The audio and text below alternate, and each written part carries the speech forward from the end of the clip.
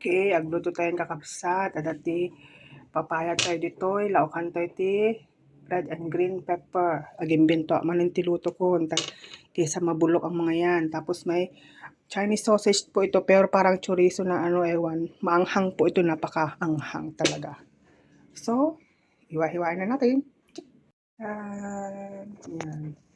Hiniwa ko po siya ng paganito, guys. Yan. Saka itong meat. Gisa na po natin.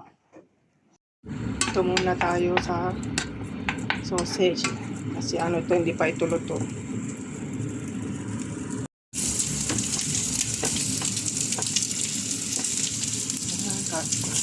Ganito po tayo magluto. Simple-simple lang tayo. Hindi tayo social o mamahalin na tao.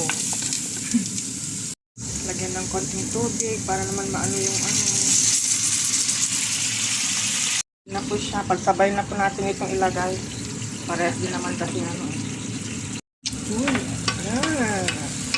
Simpleng ulam, pero kahit sa paano masarap. Yan, ganyan lang po siya. Igisa-gisa lang natin.